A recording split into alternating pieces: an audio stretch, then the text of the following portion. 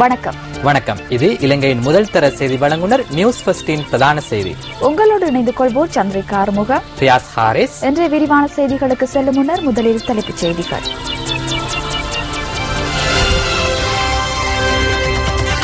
கட்சி நிற வேறுபாடின்றி குடிசைகளில் உள்ள மக்களுக்கு புதிய வீடமைப்பு திட்டம், ஜனாதிபதி கருத்து. ஜாතිக ஹெல உரிமைய கூட்டமைப்பு அரசாங்கத்தின் பதவிகளில் இருந்து விலகல். මෙතැන් පටන් ඒ එක්සත් ජනතා නිදහස් සන්ධානයේ විනයට යටත් වෙන්නේ නැහැ. අපි අපේ ජාතික හෙළවුරුමේ ප්‍රතිපත්ති මත ඉදිරි ක්‍රියාමාර්ග ගැනීමට බලාපොරොත්තු වෙනවා. ஜனாதிபதி தேர்தல் அறிவிப்பு குறித்து அமைச்சர் குணரத்ன வீரகோன் கருத்து. හිත රාත්‍රියේ මධ්‍යම රාත්‍රී 12ට ජනාධිපතිවරණේ ප්‍රකාශයට පත් කරනවා.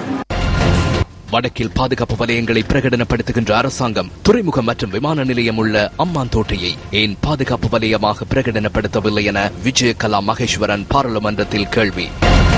புத்தள விபத்தில் ஊவா மாகாண முதலமைச்சரின் பாதுகாப்பு உத்தியோகத்தர்கள் உள்ளிட்ட 3 பலி. குடிசை வீடுகளில் வசிக்கும் மக்களுக்காக வீடமைப்பு திட்டங்களை முன்னெடுக்கும் பொழுது கட்சி பேதங்களை கருத்தில் கொள்வதில்லை என ஜனாதிபதி மஹிந்த ராஜபக்ச தெரிவிக்கின்றார். மற்றும் ஒரு வீடமைப்பு திட்டத்தை திறந்து வைக்கும் நிகழ்வில் கலந்து கொண்ட போது ஜனாதிபதி இதனை கூறினார். மொரட்டுவ அங்குலான ஜனசேவன மாடி வீட்டு தொகுதி இன்று முற்பகல் ஜனாதிபதி மஹிந்த ராஜபக்சவினால் மக்களிடம் கையளிக்கப்பட்டது. மக்கள் குடியிருப்பு அபிவிருத்தி அதிகார சபையினால் நிர்மாணிக்கப்பட்டுள்ள இந்த வீட்டு தொகுதியில் 288 வீடுகள் உள்ளடங்குகின்றன. අපි හැමදාම පැල්පත් වාසීන් වශයෙන් ජීවත් වෙන්න බෑ. සමහරු මේ අයව පැල්පතේ ජීවත් කරවන්න හදනවා. எமக்கு தொடர்ந்தும் குடிசை வீடுகளில் வாழ முடியாது. சிலர் இவர்களை தொடர்ந்தும் குடிசை வீடுகளில் வாழ வைக்க முற்படுகின்றனர். அவர்களின் லாபத்திற்காகவே இவ்வாறு செயற்படுகின்றனர். அவர்களது வர்த்தகத்துக்கும் அரசியலுக்கும் அது ஒரு காரணமாக அமைகிறது. எனினும் அந்த நிலைமையை மாற்றுவதற்காகவே நீங்கள் எம்மீது நம்பிக்கை வைத்தீர்கள். எனவே அவ்வாறு குடிசை வீடுகளில் வசிப்போரின் மனநிலையை மேம்படுத்துவதே எமது முதல் நோக்கமாக அமைந்தது. எனவே அவர்களின் பிள்ளைகளின் நலன் கருதி கோடிக்கணக்கான பணம் செலவு செய்து இந்த வீடமைப்பு திட்டங்களை முன்னெடுத்துள்ளோம். இது ஒரு தேசிய திட்டமாகும். இதன் போது நாம் ஒருபோதும் கட்சி அல்லது நிறம் தொடர்பில் சிந்திப்பதில்லை. அந்த மக்களை மீட்டெடுப்பதே எமது நோக்கமாகும். இதேவேளை ஜனாதிபதி மஹிந்த ராஜபக்சவின் பிறந்த தினம் மற்றும் 2வது பதவிக்காலத்தின் 4ஆண்டு நிறைவை முன்னிட்டு நாராயண்பிட்டி அபயராம விகாரையில் விசேட அன்னதான நிகழ்வொன்று ஏற்பாடு செய்யப்பட்டிருந்தது.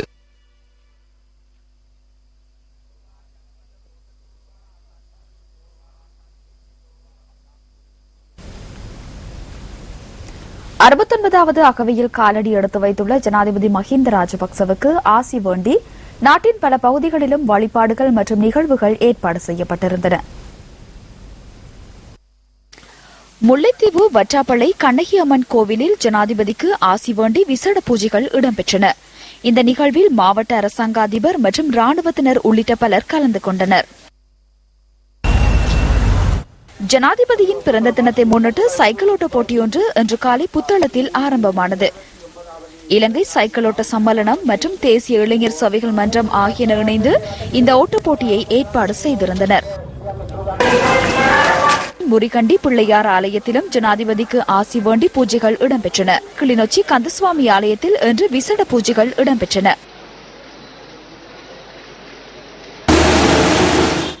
ஜனாதிபதியின் பிறந்த தினத்தையொட்டி ஆரையம்பதி சிவனேஸ்வரர் ஆலயத்திலும் விசேட பூஜைகள் இடம்பெற்றன.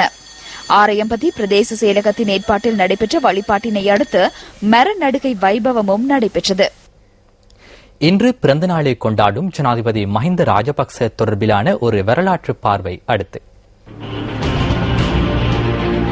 தன்னுடைய தந்தையின் மறைவை அடுத்து அரசியலில் பிரவேசித்த மஹிந்த ராஜபக்ச ஸ்ரீலங்கா சுதந்திர கட்சியின் பெலியத்த தொகுதி அமைப்பாளராக 1968 ஆண்டு அரசியல் பயணத்தில் இணைந்து கொண்டார். 1970 ஆண்டு மே மாதம் 27 நாட்டின் முதலாவது இளம் பாராளுமன்ற உறுப்பினராக மஹிந்த ராஜபக்ச பாராளுமன்றத்துக்கு தெரிவானார். 1994 ஆண்டு ஆட்சிப்பீடமேறிய ஸ்ரீலங்கா சுதந்திர கட்சி தலைமையிலான பொதுஜன ஐக்கிய முன்னணி அரசாங்கத்தின் தொழில் அமைச்சராக மஹிந்த ராஜபக்ச நியமிக்கப்பட்டார். அதன் பின்னர் அவர் மீன்பிடி மற்றும் நீரியல் வள அமைச்சராகவும் பதவி வகித்துள்ளார். 2002 ஆண்டு பிப்ரவரி மாதம் 6ஆம் தேதி எதிர்க்கட்சித் தலைவராக நியமிக்கப்பட்ட மஹிந்த ராஜபக்ச 2004 ஆண்டு அதிகாரத்துக்கு வந்த ஐக்கிய மக்கள் சுதந்திர கூட்டமைப்பு அரசாங்கத்தின் பிரதமராக பதவி பிரமாணம் செய்து கொண்டார். நாட்டை ஐக்கியப்படுத்துவதற்காக வழங்கிய உறுதிமொழிக்கு அமைய 2005 ஆண்டு மஹிந்த ராஜபக்ச இலங்கையின் ஜனாதிபதியாக தெரிவானார். அந்த பதவிக்கு நியமிக்கப்பட்ட ஜனாதிபதிக்கு 30 வருட காலமாக நீடித்த யுத்தத்தை முடிவுக்கு கொண்டு வருவது பெரும் சவாலாக அமைந்தது. 2009 ஆண்டு மே மாதம் 18ஆம் தேதி அந்த இலக்கை எட்டிய ஜனாதிபதி மஹிந்த ராஜபக்ச இலங்கையை ஆசியாவின் அதிசயமாக மாற்றும் அபிவிருத்தி பயணத்தை ஆரம்பித்தார்.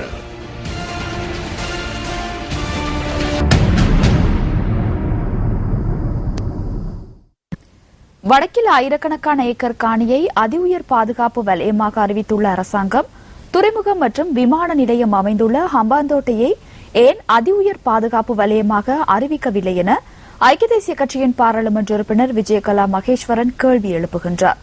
பாராளுமன்றத்தில் நேற்று இடம்பெற்ற குழுநிலை விவாதத்தின் போதே அவர் இந்த கேள்வியை எழுப்பினார்.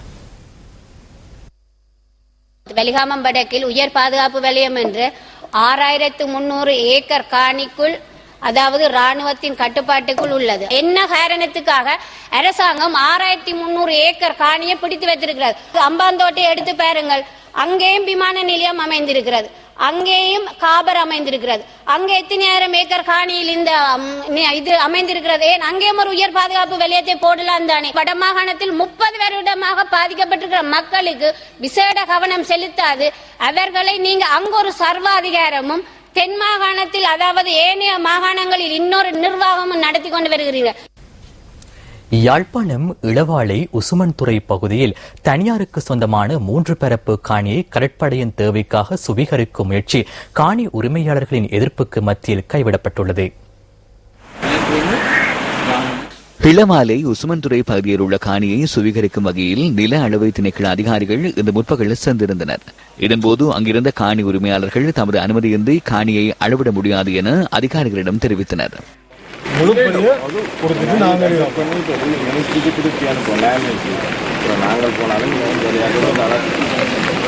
கடற்படையினரின் தேவைக்காக தமது காணியை விட்டுக் கொடுப்பதற்கு தயாரில்லை என காணி உரிமையாளர்கள் தெரிவிக்கின்றனர். எங்களோட காணி எங்களுக்கு வேணும், நாங்கள் காணியை இழக்க விரும்பல. அதில் எங்களோட தாய் வழி முஸ்லிம் வந்த காணி இது, நாங்கள் காணியை இழக்க விரும்பல, எங்களுக்கு காணி வேணும்.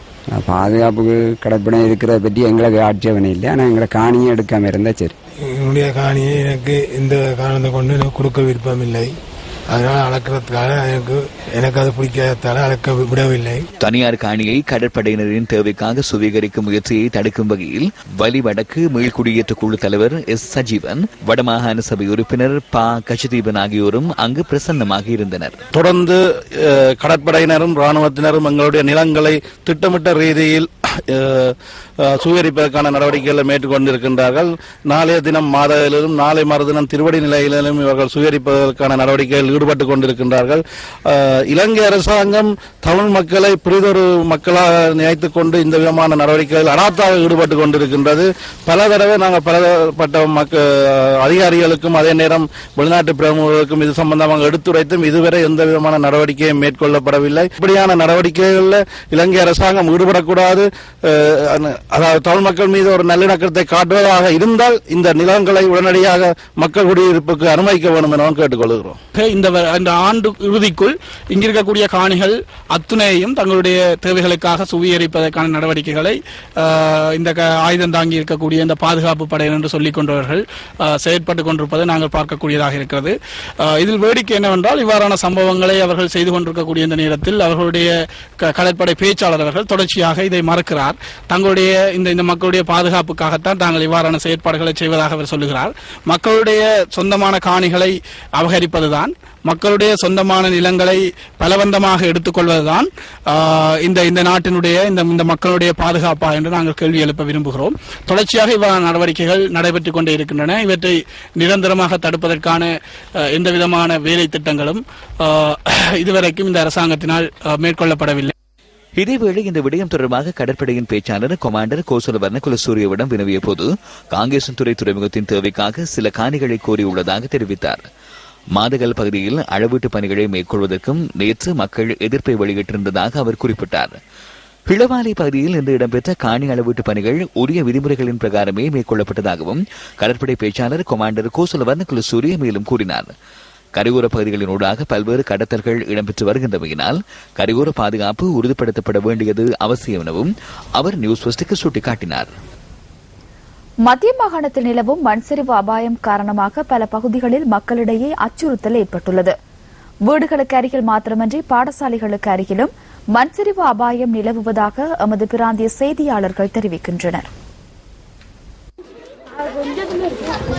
நுவரெலியா ஹட்டன் கல்வி வலயத்துக்குட்பட்ட புகவந்தலாவ பெட்ரோசோ தமிழ் வித்தியாலயத்தில் தரம் 1 தொடக்கம் 11 வரையான வகுப்புகள் நடைபெற்று வருகின்றன.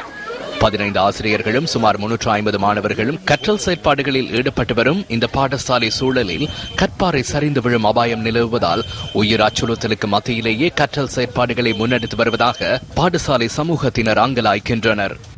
ஸ்கூலுக்கு மேலே எங்களுக்கு கொங்கிட்டு ரோட்டா இருக்குது. ஆனால் ரோட்டுக்கு மேலே பெரிய ஒரு மலை ஒன்று, அந்த மலையில் கல் பெரிய பெரிய பாறைகள் தான் இருக்குது. அது பெரிய பெரிய மலைகள் மழை நேரத்தில் சரியான ஆபத்தான நிலைமையில் இருக்குது. ஏற்கனவே ஒட்டிப்பா அந்த மாதிரி கல் ஓட்டை உடச்சிக்கிட்டு கீழே போயிருந்துச்சு.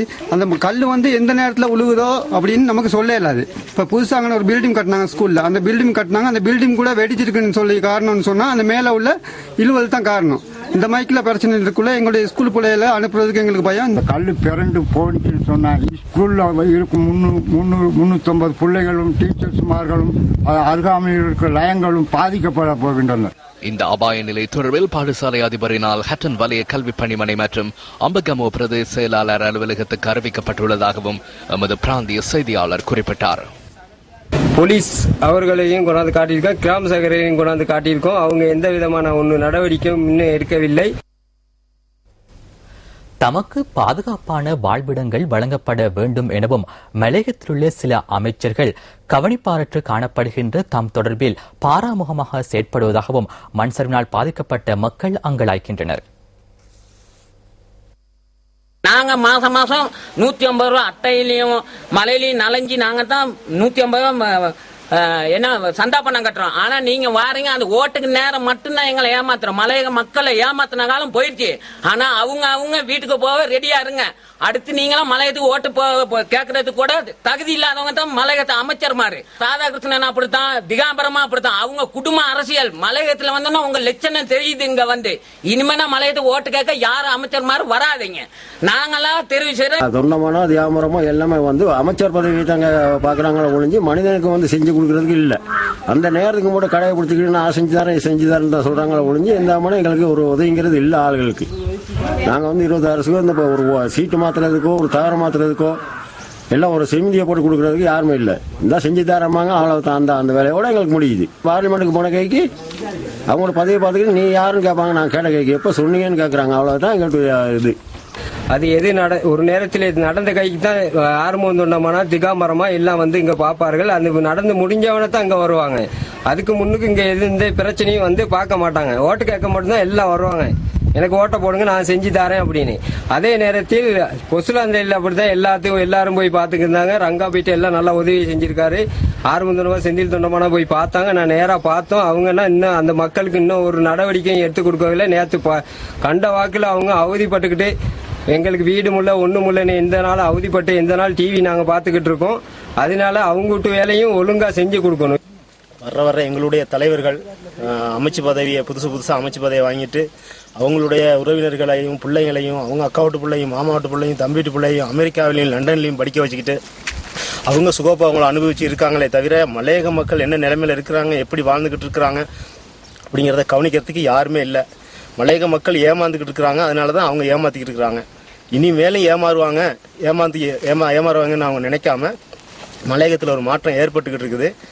மலையக மாற்றத்துக்கு அவங்களே காரணம். இனி இவங்களை ஏமாத்தி ஓட்டுவாங்களாம் அப்படின்னு நினைக்கக்கூடாதுங்கிறத நாங்கள் ஆணித்தரமாக அவங்களுக்கு சொல்ல விரும்புகிறோம்.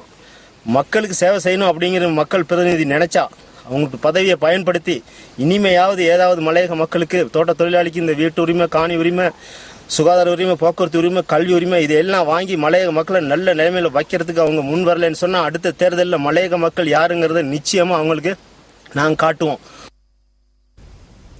மண்சரிவு அபாயம் காரணமாக கல்கந்த தமிழ் வித்தியாலயத்தில் தங்க வைக்கப்பட்டிருந்த மஸ்கெலியா காட்மோர் தோட்ட மக்களுக்கு புதிய இடங்களை வழங்க தோட்ட நிர்வாகம் தீர்மானித்துள்ளதாக எமது பிராந்திய செய்தியாளர் தெரிவிக்கின்றார். இதனையடுத்து தோட்ட நிர்வாகத்தினால் வழங்கப்பட்ட புதிய காணிகளை சுத்திகரிக்கும் நடவடிக்கை இன்று ஆரம்பிக்கப்பட்டதாகவும் அவர் குறிப்பிட்டார். மண்சரிவு அபாயம் காரணமாக மஸ்கேலியா காட்மோர் தோட்ட மக்கள் இடம்பெயர்ந்த நிலையில் கடந்த 13 நாட்களாக கல்கந்த தமிழ் வித்தியாலயத்தில் தங்க வைக்கப்பட்டுள்ளனர். 47 குடும்பங்களைச் சேர்ந்த 209 பேர் தற்காலிகமாக தங்க வைக்கப்பட்டுள்ளதாக எமது செய்தியாளர் குறிப்பிட்டார். காலை 8 மணி முதல் 2 மணி வரை பாடசாலை கல்வி செயற்பாடுகளை முன்னெடுக்கும் நோக்கில் பிரதான மண்டபத்தில் உள்ள மக்கள் மைதானத்தில் அமைக்கப்பட்டுள்ள தற்காலிக கூடாரங்களுக்கு தற்காலிகமாக மாற்றப்படுகின்றனர். காணிகளை வழங்குவதுடன் நின்றுவிடாமல் தமக்கான நிரந்தர வீட்டு வசதிகளை ஏற்படுத்திக் கொடுக்குமாறும் மக்கள் கோரிக்கை விடுக்கின்றனர். எங்களுக்கு தற்போது உள்ள ஒரு பாரிய பிரச்சனை என்றால் தோட்ட நிர்வாகம் நிலம், எங்களுக்கு வீடு கட்டுவதற்கான நிலம் பிரச்சனையில் எங்களுக்கு மாறாக தெரிகின்றது. அவ்விடம் சரியில்லை என்று. எனவே நாங்கள் தெரிவு செய்திருக்கின்றோம்.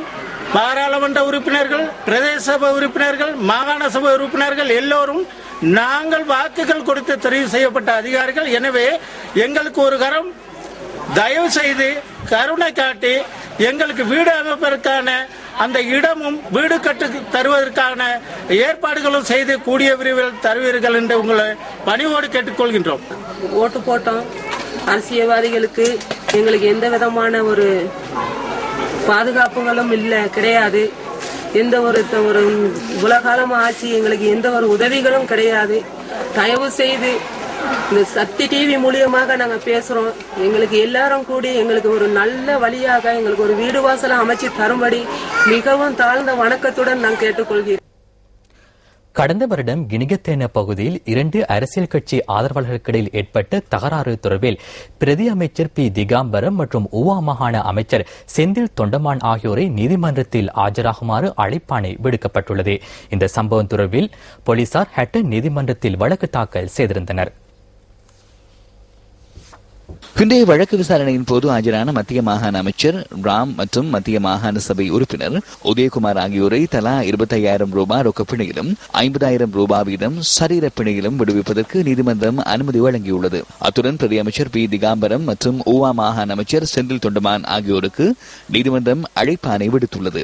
இந்த வழக்கு டிசம்பர் மாதம் 16ஆம் தேதி மீண்டும் விசாரணைக்கு எடுத்துக் கொள்ளப்பட உள்ளது. கடந்த வருடம் மத்திய மாகாண சபைக்கான தேர்தல் நடைபெற்ற காலப்பகுதியில் கொட்டகல பகுதியில் இலங்கை தொழிலாளர் காங்கிரஸ் மற்றும் தொழிலாளர் தேசிய சங்கம் ஆகிய கட்சிகளின் ஆதரவாளர்களுக்கு இடையில் தகராறு ஏற்பட்டிருந்தது. இதன்போது துப்பாக்கி சூடு நடத்தப்பட்டதாகவும் வாகனங்களுக்கு சேதம் ஏற்பட்டிருந்ததாகவும் போலீஸ் நிலையத்தில் முறைப்பாடு செய்யப்பட்டிருந்தமை குறிப்பிடத்தக்கதாகும். இலங்கையில் மரண தண்டனை விதிக்கப்பட்டுள்ள தமிழகத்தின் 5 மீனவர்கள் சார்பில் தாக்கல் செய்யப்பட்ட மேன்முறையீடு வாபஸ் பெறப்பட்டுள்ளது. மேன்முறையீட்டு நீதிமன்றத்தில் ஆஜராகுவதற்காக தமிழக மீனவர்கள் சார்பில் நியமிக்கப்பட்ட சட்டத்தரணிகள் இந்த மேன்முறையீட்டை வாபஸ் பெற்றுள்ளனர். ஜனாதிபதி இந்திய மீனவர்களுக்கு பொது மன்னிப்பு வழங்க உள்ளதாக தகவல் வெளியான நிலையில் தமிழக மீனவர்களின் மேன்முறையீடு வாபஸ் பெறப்பட்டுள்ளதாக தெரிவிக்கப்படுகின்றது. போதைப் பொருள் கடத்திய குற்றச்சாட்டில் தமிழக மீனவர்கள் உள்ளிட்ட 8 பேருக்கு அண்மையில் கொழும்பு மேல் நீதிமன்றத்தினால் மரண தண்டனை விதிக்கப்பட்டிருந்தது. இதேவேளை தமிழகத்தின் தங்கச்சிமட மீனவர்களை ஊவா மாகாண அமைச்சர் செந்தில் தொண்டமான் தொலைபேசியூடாக அச்சுறுத்தியதாக த ஹிந்து நேற்று செய்தி வெளியிட்டிருந்தது. த ஹிந்து வெளியிட்ட செய்தி தொடர்பில் மலையக மக்கள் தெரிவித்த கருத்துக்கள் அடுத்து.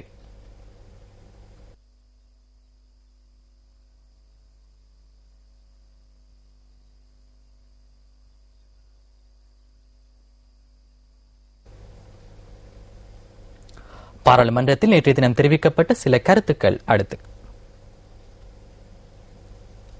யாழ் பல்கலைக்கழகத்துக்கு அடுத்த வாரம் விடுமுறை அறிவிக்கப்பட்டுள்ளது. விடுதலை புலிகளின் மாவீரத்தின வாரத்தை முன்னிட்டு யாழ் பல்கலைக்கழகத்தில் அசம்பாவிதங்கள் இடம்பெறலாம் என்பதை தவிர்ப்பதற்காகவே இவ்வாறு விடுமுறை விடப்பட்டுள்ளது. இன்று பாருங்கள், 2009ஆம் ஆண்டு யுத்தம் முடிந்ததாக கூறிக்கொண்டிருக்கும் நீங்கள் 5 வருடமாக போறது என்னத்துக்காக யாழ் பல்கலைக்கழகத்தில் விடுமுறை கொடுக்கிறீர்கள்? ஏனைய பல்கலைக்கழகங்களையும் பூட்டுங்கள் இப்படியானால், அல்லது ஏனைய பல்கலைக்கழகம் போல் யாழ்ப்பாணத்தில் உள்ள பல்கலைக்கழகமும் திறக்க வேண்டும். ஓரிரு தினங்களில் ராணுவத்தின் கெடுபிடி சரியான அட்டூழியமாக இருக்கும். அங்கு அதாவது பல்கலைக்கழக மாணவர்கள் வீதியால் செல்வது கஷ்டம், விரிவுரையாளர்கள் வீதியால் செல்வது கஷ்டம். ராணுவ உடையிலும் சிவிலும் வந்து பெருங்கடிபுடிகள் ஆலயங்களுக்கு செல்ல விடார்கள், ஆலயத்தில் மணி அடிக்க விட மாட்டார்கள், ஆலயங்களில் பூச வழிபாட்டுக்கு விட மாட்டார்கள். இன்றைக்கு எனது கணவன் மடிந்திருக்கிறார், கணவனுக்காக நான் போய் ஆலயத்தில் விளக்கேற்றலாம், அது இயற்கை. உங்களோட வீடுகளையும் அப்படித்தான் இருக்கிறது. என்னத்துக்காக நீங்க அடக்குமுறைகளில் வைத்திருக்கிறீர்கள்? எமது மக்களும் உயர்கல்வி கற்போரை அந்த அடிப்படையிலேயே மதிக்கின்றார்கள். அவர்களிடம் பல எதிர்பார்ப்புகளை கொண்டிருக்கின்றார்கள். ஆனால் துரதிர்ஷ்டவசமாக உயர்கல்வியை கற்போரில் ஒரு சிலர் தமது சொந்த நலன்களை மட்டுமே முன்வைத்து செயல்படுகின்றார்கள். இவர்களில் பலர் நாட்டை விட்டு வெளியேறி செல்கின்றார்கள். குறிப்பாக மருத்துவத்துறை, பொறியியல் துறையைச் சேர்ந்தவர்கள் இவ்வாறு செல்வதை அவதானிக்கின்றோம். இது இந்த நாட்டுக்கும் இந்த மக்களுக்கும் ஏற்படுகின்ற பாரிய இழப்பாகும். வெளிநாடுகளில் சென்று உயர்கல்வியை பயின்று வருவது வேறு, எமது நாட்டின் பணத்தில் இலவசமாக படித்துவிட்டு வெளிநாடுகளில் சேவை செய்வது வேறு. இதை இங்கே நான் சுட்டிக்காட்ட விரும்புகின்றேன்.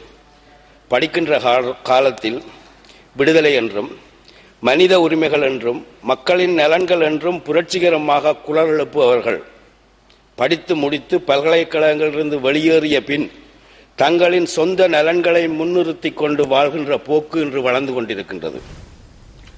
தமிழகத்தின் தங்கச்சிமட மீனவர்களை ஊவா மாகாண அமைச்சர் செந்தில் தொண்டமான் தொலைபேசியூடாக அச்சுறுத்தியதாக த ஹிந்து நேற்று செய்தி வெளியிட்டிருந்தது. த ஹிந்து வெளியிட்ட செய்தி தொடர்பில் மலையக மக்கள் தெரிவித்த கருத்துக்கள் அடுத்து. செந்தில் தொண்டமான் அந்த இந்தியாவில் மீன் பிடிக்கும் தொழிலாளர்களுக்கு பெரிய இது பண்ணி அவர்களுக்கு போன் மூலியமா நடவடிக்கை எல்லாம் எடுத்தாரு, மிரட்டி இருக்காரு. இந்த தோட்டத்தில் ஏன் இந்த தோட்டத்துக்கு ஏன் செய்ய முடியாது? தொழிலாளினால தான் அவங்க எல்லாம் அங்க எங்கிட்ட சந்தாவெல்லாம் வாங்கிக்கிட்டு நல்லா இது சம்பாரிச்சு கொண்டு போய்கிட்டு இருக்காங்க. ஊவா மாகாணத்தில் உள்ள செந்தில் தொண்டமான் அமைச்சர் அவர் இங்கிருந்து இந்தியாவில் மீன்பிடி துறையில பிரச்சனைன்னு சொல்லி அந்த பிரச்சனையை பற்றி இங்கிருந்து மூக்க நுழைச்சு அவர் அங்க காய்ச்சாரு. ஏன் அதே அவர் இவர்கிட்ட சொல்லி அவர் இங்க தமிழர் தானே, அவரும் எங்க மாதிரி தமிழ் மக்கள் வயிற்றுல பிறந்தவங்க தானே அவங்களும். இப்போ அவங்க எங்க வீட்டு பிரச்சனை ஏன் தீர்த்து வைக்கலாது? அவங்க எங்கிட்ட கேட்டுக்கலாம் தானே, எங்கிட்ட கட்டி உங்களுக்கு என்ன பிரச்சனை அப்படி இப்படின்ட்டு கேட்டிருக்கலாம். மலையகத்துல வீடமைப்பு திட்டம் கட்டாம வடக்கு கிழக்குல மீனவர்களை பத்தி செந்தில் தொண்டமான் காய்க்கிறாரு. ஆனா மலையகத்துல அவங்க சொந்தம் தான் அரசியலுக்கு, அவங்க மகன் மச்சான் மாமனார தான் அரசியலுக்கு கொண்டு போயிட்டு சேர்த்துக்கிட்டு பணம் சம்பாதிக்கிறாங்க. தமிழக மீனவர்கள் 5 விதிக்கப்பட்ட மரண தண்டனையை ஆட்சேபித்து உயர்நீதிமன்றத்தில் தாக்கல் செய்யப்பட்டுள்ள மேன்முறையீட்டை மீளப் பெறுமாறு ஊவா மாகாண அமைச்சர் செந்தில் தொண்டமான் தம்மை தொலைபேசியில் மிரட்டியதாக தங்கச்சிமட மீனவர்கள் குற்றம் சுமத்தியுள்ளதாக தி ஹிந்து நேற்று செய்தி வெளியிட்டிருந்தது. பாதிக்கப்பட்ட மீனவர்களின் குடும்ப உறுப்பினர்களை நேரடியாக தொலைபேசியில் தொடர்பு கொண்டு அமைச்சர் செந்தில் தொண்டமான் மேன்முறையீட்டை மீளப் பெறுமாறு மிரட்டியமையை வன்மையாக கண்டிப்பதாக தங்கச்சிமட மீனவ பிரதிநிதி நல்லதம்பி சேவியர் குறிப்பிட்டுள்ளதாக தி ஹிந்து வெளியிட்டுள்ள செய்தியில் குறிப்பிடப்பட்டுள்ளது. இந்திய பிரஜைகளை வெளிநாட்டைச் சேர்ந்த அமைச்சர் ஒருவர் அச்சுறுத்துவது சர்வதேச குற்றம் என தெரிவித்துள்ள அவர் இந்த விடயம் தொடர்பாக மத்திய மாநில அரசுகள் உடனடியாக நடவடிக்கை எடுக்க வேண்டும் என கோரிக்கை விடுத்துள்ளதாகவும் அந்த செய்தியில் குறிப்பிடப்பட்டுள்ளது. மரண தண்டனை விதிக்கப்பட்ட தமிழக மீனவர்கள் 5 இலங்கை சிறையிலிருந்து இந்திய சிறைக்கு மாற்றுவதற்கு ஜனாதிபதி மஹிந்த ராஜபக்ச சம்மதம் தெரிவித்ததாக இலங்கை தொழிலாளர் காங்கிரசின் ஊவா மாகாண அமைச்சர் செந்தில் தொண்டமான் கடந்த 10ஆம் தேதி அறிவித்திருந்ததாகவும் தி ஹிந்து வெளியிட்ட செய்தியில் தெரிவிக்கப்பட்டுள்ளது. அரசாங்கத்தில் வகித்த பதவிகளிலிருந்து ஜாதிக ஹெல உரிமையை இன்று விலகிக் கொண்டது. அதன்படி சம்பிக்க ரணவக்க மற்றும் உதய கம்மம்பில ஆகியோர் இன்றிலிருந்து அமைச்சு பதவிகளிலிருந்தும் விலகிக் கொண்டுள்ளனர். இன்று முற்பகல் ஏற்பாடு செய்யப்பட்டிருந்த ஊடக சந்திப்பில் இந்த கட்சி இந்த தீர்மானங்களை அறிவித்தன. ஐக்கிய மக்கள் சுதந்திர கூட்டமைப்பு அரசாங்கத்தின் நெறிமுறைகளுக்கு தொடர்ந்தும் அடிபணியப் போவதில்லை என ஜாதிக ஹெல உரிமையை இதன்போது தெரிவித்தது. ஜாதிக ஹெல உரிமைய கட்சியின் மத்திய செயற்குழு கூட்டம் நேற்றிரவு கூடி எடுத்த தீர்மானங்களை அறிவிப்பதற்காக கொழும்பு தேசிய நூலக கேட்போர் கூடத்தில் ஊடக சந்திப்பொன்றை ஏற்பாடு செய்திருந்தது. அந்த கட்சியின் தலைவர் ஓமால் பே சோபித்த தேரர், தவிசாளர் அத்துரலி ரத்தன தேரர், பொதுச் செயலாளர் பாட்டலி சம்பிக்க ரணவக்க உள்ளிட்ட பல முக்கிய தலைவர்கள் இந்த ஊடக சந்திப்பில் கலந்து கொண்டிருந்தனர். வைத்தியசாலையில் சிகிச்சை பெற்று வந்த நிலையில் ஜாதிக ஹெல உரிமைய கட்சியின் பிரதி பொதுச் செயலாளர் உதய கம்மன் பிலவும் இந்த ஊடக சந்திப்பில் கலந்து கொண்டிருந்தார்.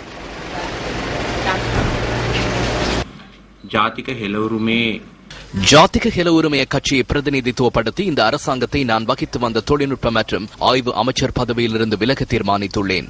அத்துடன் மேல் மாகாண சபையில் விவசாயம், கலாசார மற்றும் சுற்றாடல் அமைச்சு பதவிகளை வகித்து வந்த உதய கம்மன் விலவும் அந்த அமைச்சு பதவியிலிருந்து விலக தீர்மானித்துள்ளார். இதுகுறித்து எமது கட்சி மத்திய செயற்குழுவும் பாராளுமன்ற குழுவும் நேற்று கூடி ஏகமனதாக தீர்மானித்துள்ளது. இவ்வாறு நாம் தொடர்ந்து பயணிப்போமாயின் எமது நாட்டின் சொத்துக்களை விற்று அடிப்பணிந்த ஒரு நாடாகவே பயணிக்க வேண்டிய நிலை ஏற்படும். இல்லாவிடின் வங்குரோ தடைந்த ஒரு நாடாக எமது நாடு மாறும். தற்பொழுதிலிருந்து நாம் ஐக்கிய மக்கள் சுதந்திர கூட்டமைப்பின் நெறிமுறைகளுக்கு அடிப்பணிவதில்லை. ஜாதிக ஹெல உரிமைய கட்சியின் கொள்கைகளுக்கு ஏற்ப எமது எதிர்கால செயற்பாடுகளை முன்னெடுக்க உள்ளோம். அதேபோன்று நாம் முன்வைத்துள்ள யோசனைகள் தொடர்பில் ஸ்ரீலங்கா சுதந்திர கட்சியாக இருக்கலாம், வேறு எந்த அரசியல் கட்சிகளாக இருக்கலாம், எம்முடன் அது குறித்து கலந்துரையாட முடியும். அதற்கு நாம் தயாராக உள்ளோம். அதே போன்று எதிர்காலத்தில் நாம் பதவிகளை அடிப்படையாக வைத்து அல்ல, கொள்கைகளின் அடிப்படையிலேயே நாம் செயற்படுவோம் என்பதை கூற விரும்புகிறோம். அதே போன்று இந்த நாட்டிற்கு பொருந்தக்கூடிய, நாட்டின் எதிர்கால சவால்களை வெற்றி கொள்ளக்கூடிய ஒரு பொதுவான திட்டம் இருக்குமாக இருந்தால் அந்த திட்டத்துடன் கொள்கை அடிப்படையில் செயற்படுவதற்கு தயாராக உள்ளோம் என்பதனையும் கூற விரும்புகிறேன். நாம் இன்றிலிருந்து மனிதாபிமான ஒரு செயற்பாட்டையை ஆரம்பித்துள்ளோம். இன்று ஒரு சிறிய குழு அதிகாரத்தை பிடித்துக் கொண்டு அந்த சிறிய குழு நிர்வாகம் நடத்துகிறது. அதிலிருந்து முழு நாட்டையும் மீட்டெடுப்பதற்கான மனிதாபிமான நடவடிக்கையை நாம் ஆரம்பித்துள்ளோம். எனவே அந்த நடவடிக்கையுடன் இணைந்து கொள்ளுமாறு பணைய கைதிகளாக்கப்பட்டுள்ள அனைத்து குழுக்களிடமும் கோரிக்கை விடுக்கின்றேன். இது ஒரு எதிர்க்கு எதிரான போராட்டம் அல்ல எனவும் நாட்டை சிறந்த ஒரு பாதைக்கு கொண்டு செல்லும் முயற்சி எனவும் ஜாதிக ஹெல உரிமைய கட்சியின் தலைவர் ஓமால்பே சோபித்த தேரர் தெரிவித்தார். ஜாதிக ஹெல உரிமைய சார்பில் முதலில் ஜனாதிபதி மஹிந்த ராஜபக்சவுக்கு பிறந்த நாள் வாழ்த்துக்களை தெரிவித்துக் கொள்கிறேன். அதேபோன்று முற்போக்கு சிந்தனை ஊடாக நாட்டினதும் தேசத்தினதும் நலன் கருதி இந்த நாட்டை சீரான பாதைக்கு கொண்டு செல்வதற்காக ஜனாதிபதிக்கு பிறந்த நாள் பரிசொன்றையும் வழங்குகிறோம். புத்த பெருமானின் வழிகாட்டல்களின்படியே இந்த பிறந்த நாள் பரிசல்களை வழங்குகிறோம். ஜாதிக ஹெல உரிமைய அன்றிலிருந்து இன்று வரை உற்ற நண்பர் என்ற கொள்கையை கடைபிடிக்கிறது. இன்று நாம் எடுத்துள்ள தீர்மானம் தேசத்திற்காகவும் முழு நாட்டு மக்களுக்காகவும் எடுத்த தீர்மானமாகும். நாட்டின் சிறந்த எதிர்காலத்தை கருத்தில் கொண்டு எடுத்த தீர்மானமாகும். இது ஜனாதிபதிக்கோ அல்லது அரசாங்கத்திற்கோ எதிரான ஒரு படையினரால் முன்னெடுக்கப்படுகின்ற சவால் அல்ல. நண்பர்கள் என்ற வகையில் சிறந்த போக்குக்கு வழிகாட்டும் ஒரு செயற்பாடே இதுவென பொறுப்புடன் கூற விரும்புகிறேன். தேரர்கள் என்ற வகையில் நாம் ஒருபோதும் மரணத்துக்கு அஞ்ச வேண்டிய அவசியமில்லை. அரசு அதிகாரம் என்பது தற்காலிகமான ஒன்றாகும். பாவச் செயல்களில் ஈடுபடுவோரை சுற்றி நின்று கொண்டு ஆம் சார் அவ்வாறே என்று கூறிக்கொண்டிருப்பதனை விட அவர்களுக்கு சிறந்ததொரு செய்தியை எடுத்துக் கூறுவது சிறந்த விடயம் என நாம் நம்பிக்கை கொள்கிறோம். எந்த ஒரு மனிதனும் இந்த அரசியலமைப்பின் கீழ் ஒரு பாவியாக மாறுகிறார். எனவே எமது நிறைவேற்றுக்குழு உள்ளிட்ட அனைத்து தரப்பினரும் இணைந்து இந்த தீர்மானத்திற்கு வந்தோம். ஏனைய கட்சிகள் இரண்டாக பிளவுபட்டன. இந்த ஜனாதிபதி தேர்தலின் போது ஜனாதிபதிக்கு ஆதரவு வழங்குவதில்லை, அவரை எவ்வாறு தோல்வியடைய செய்ய முடியும் என்பது தொடர்பில் ஆராய்கிறோம். ஜனாதிபதியின் உருவத்தை நாம் தோற்கடிக்க முயல்வதில்லை, மாறாக ஜனாதிபதியின் கொள்கையை தோற்கடிக்கவே முயல்கிறோம். நாம் எதிர்கட்சிக்குள் இருந்து கொண்டு புலிகளுக்கு எதிரான நிலைப்பாட்டை கொண்டிருந்தமையால் 2005ஆம் ஆண்டு புலிகளை தோற்கடிப்பதற்கான மக்கள் ஆணையை ஜனாதிபதி மஹிந்த ராஜபக்சவால் கோர முடிந்தது. புலி விரோத நிலைப்பாட்டிற்கு இன்று பலரும் உரிமை கோருகின்றனர். எனினும் நல்லாட்சி எனும் பெயர் வாடியுள்ளது. நிறைவேற்ற அதிகார ஜனாதிபதி முறைமையை ஒழிப்பது சர்வதேச நாடுகளின் கோரிக்கை என சிலர் கூறுகின்றனர். அரசு சார்பற்ற நிறுவனங்கள் பிரிவினைவாதத்திற்கான வியூகம் எனவும் கூறுகின்றனர். 2005ஆம் ஆண்டு வெளியிடப்பட்ட மஹிந்த சிந்தனையின் 83வது பக்கத்தில் பாராளுமன்றத்துக்கு பொறுப்பு கூறும் வகையில் ஜனாதிபதி பதவி இருக்க வேண்டும் என கூறப்பட்டுள்ளது. 2010ஆம் ஆண்டிலும் அந்த விடயம் குறிப்பிடப்பட்டுள்ளது. நிபந்தனைகளை மாற்றாமல் ஒரே பரிசோதனையை ஒவ்வொரு பெறுபேறுகளை எதிர்பார்த்து செய்பவர்கள் தொடர்பில் விஞ்ஞானி ஆல்பர்ட் ஐன்ஸ்டைன் கூறியுள்ளார். ஜாதிக ஹெல உரிமையை எடுத்த தீர்மானம் தொடர்பில் ஆளுங்கட்சி இவ்வாறு பதில் வழங்கியது.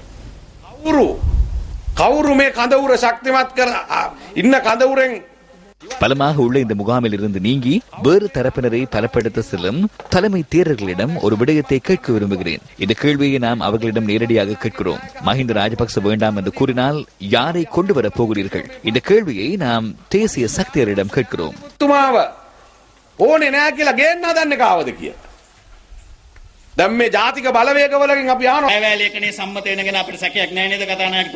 சபாநாயகரே, வரவு செலவு திட்டம் வெற்றி பெறும் என்பதில் சந்தேகமில்லை. ரத்தன தேரர் வாக்களிப்பாரா என்பது எமக்கு தெரியாது. யார் வாக்களித்தாலும் வாக்களிக்காவிட்டாலும் நாம் முன்னோக்கி பயணிப்போம். எமக்கு எவ்வித பிரச்சனையும் இல்லை. எமது பயணத்தை நாம் தொடர்வோம். ஜனாதிபதி தனது தீர்மானங்களை அதே போன்று நடைமுறைப்படுத்துவார். வேண்டியவர்களுக்கு போகலாம். தங்களது வயிற்றை நிரப்பிக் கொள்ள வேறு ஒரு சிறந்த இடம் இருக்குமானால் அவ்வாறு செல்வதில் எவ்வித பிரச்சனையும் இல்லை.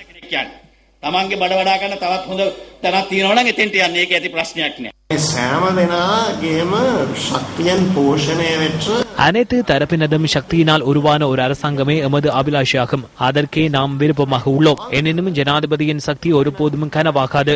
அவருடைய குணாதிசயம் மற்றும் அவர் நாட்டு காட்டிய சேவைகள் மற்றும் எதிர்கால எதிர்பார்ப்புகள் தொடர்பில் மக்கள் தெளிவான நிலைப்பாட்டில் உள்ளனர். எனவே அதில் அசைவு ஏற்படும் என நாம் நம்பவில்லை. ஜாதிக ஹெலோருமே எடுத்த தீர்மானம் தொடர்பில் இன்று இடம்பெற்ற ஊடக சந்திப்பில் ஜனநாயக கட்சியின் தலைவர் சரத் பொன்சேகா கருத்து வெளியிட்டார். அரசாங்கம் செல்கின்ற விதத்தை எதிர்க்கின்ற முதுகெலும்புள்ள நபர்கள் குறித்து நாங்கள் அவர்களுக்கு வாழ்த்துக்களை தெரிவித்துக் கொள்கிறோம். எனினும் இறுதியின் அரசாங்கத்தில் நடவடிக்கைகள் குறித்து வெறுப்படைந்திருப்பார்களாயின் அரசாங்கத்தில் இருந்து விலகி எதிர்க்கட்சியுடன் இணைய வேண்டும். அவர்கள் அங்கிருந்து நிச்சயமாக விலகி இந்த இடத்தை நோக்கி வருவார்கள் என நாங்கள் நினைக்கிறோம்.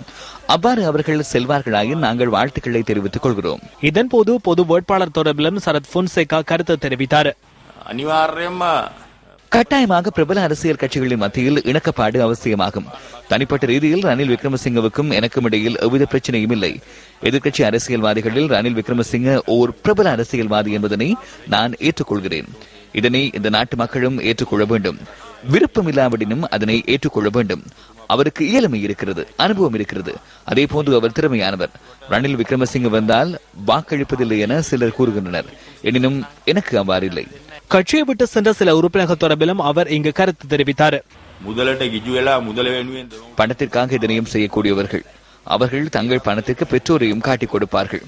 அந்த நிலைமைக்கு இவர்கள் மூவரும் ஆளாகியுள்ளனர்.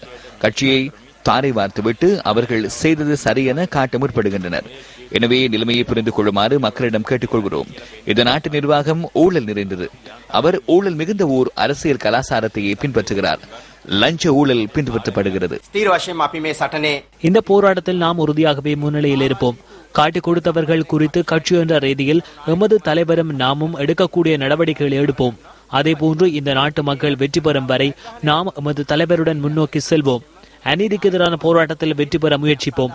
சலுகைகளை எதிர்பார்த்து சென்றவர்களுக்கு மக்கள் பதில் வழங்குவார்கள். மஹிந்தவுக்கு 3வது முறை போட்டியிட முடியாது, சட்டவிரோத ஜனாதிபதி தேர்தல் வேண்டாம் என்ற தொனிப்பொருளின் கீழ் ஜனநாயகத்துக்கான மக்கள் அமைப்பு கூட்டம் ஒன்றை ஏற்பாடு செய்திருந்தது. இந்த கூட்டம் கொழும்பு குணசிங்கபுர பீரிஸ் மைதானத்தில் நடைபெற்றது.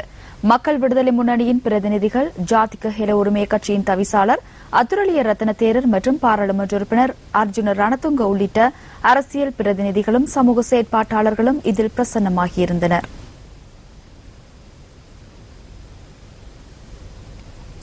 ஜனாதிபதி தேர்தலுக்கான அறிவிப்பு தொடர்பில் அரசாங்கத்தின் 2 அமைச்சர்கள் இன்று கருத்து வெளியிட்டனர். நாளை நள்ளிரவு 12 மணிக்கு ஜனாதிபதி தேர்தல் தொடர்பான அறிவிப்பு விடுக்கப்படும். கரகோஷம் எழுப்புங்கள், இது எமது மஹிந்த ராஜபக்சவின் தேர்தல். பொது வேட்பாளர்கள் குறித்து இவர்கள் கருத்துக்களை வெளியிடுகின்றனர். இலவசமாக தவளைகளை சேர்ப்பதை போன்ற செயல். வேட்பாளர்கள் எங்கே? நாளை இரவு ஜனாதிபதி தேர்தல் தொடர்பான அறிவிப்பு விடுக்கப்படும். எங்கே மற்றைய பக்கத்தில் உள்ள வேட்பாளர்?